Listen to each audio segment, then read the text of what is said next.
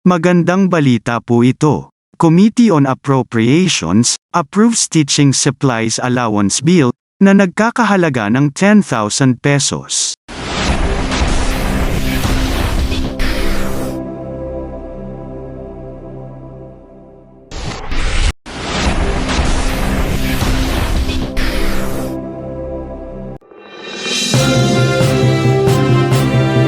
Magandang araw po mga kaguro.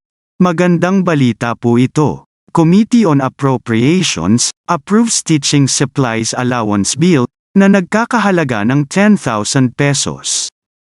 Ang panukalang batas na nagpapatibay sa pagbibigay ng teaching supplies allowance para sa mga guro sa pampublikong paaralan ay ipinasa na sa Committee on Appropriations ng House of Representatives.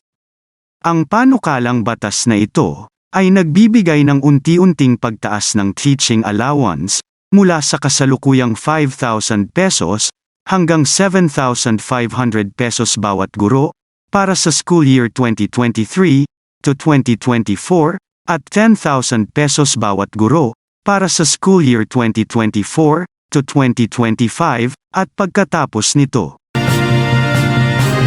With 22-0-0 votes, Senate approves Kabal-Ikat sa Pagtuturo Act, which institutionalizes the grant of a teaching allowance for public school teachers. Under this proposed measure, we shall be able to provide them with exactly that.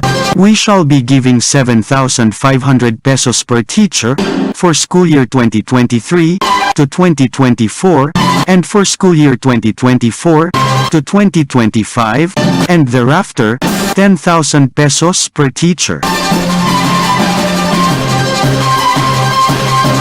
Senator De La Rosa, Co-Sponsorship Speech, SBN 1964, Kabal-Ikat sa Pagtuturo Act.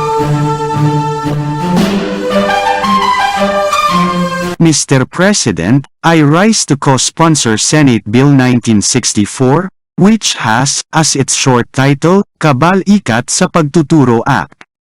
Before anything else, I wish to commend the hardworking gentleman from Cavite, Senator Ramon Bong Revilla Jr., as he leads us in the fight for the passage of this bill into law. Nais kong malaman ni Senator Revilla, Mr. President, na sa labanang ito, kakampi niya si Senator Bato. I know, Mr. President, that this bill is for our teachers. But for a few minutes, allow me to digress. During the budget hearing of the Department of National Defense, we learned that the daily allowance of RAFP used to be 150 pesos. Itong 150 pesos na subsistence allowance, para sa ating mga sundalo, ay kanila lamang ipinagkakasya para sa agahan, tanghalian, at hapunan. Of course, as a former soldier and police officer myself, I know that this is not impossible. But if I were a lay person, I would not be able to imagine how a meager 150 peso allowance can account for an entire day.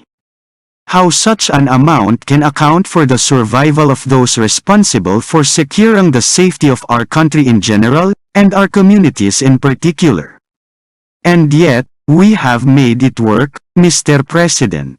Lagi namang napagkakasya. Allow me to repeat that we make it work, laging napagkakasya.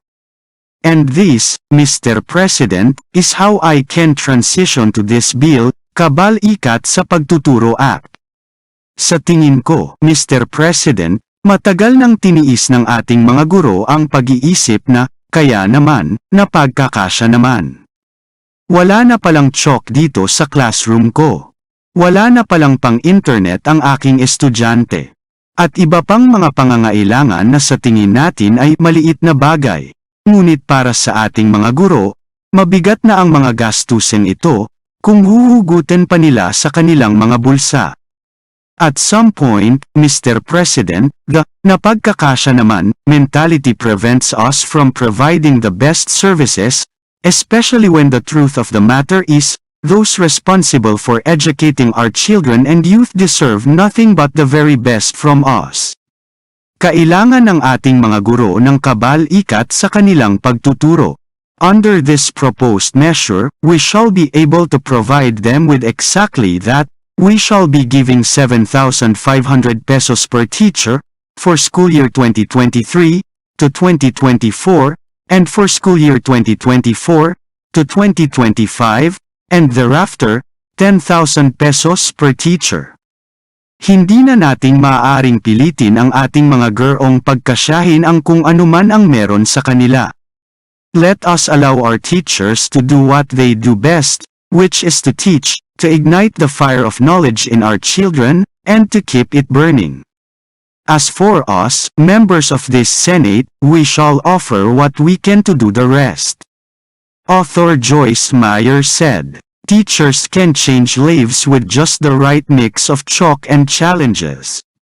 Let us take care of the chalk, Mr. President, and their other needs, so that our beloved teachers can simply keep on changing lives." Maraming salamat po.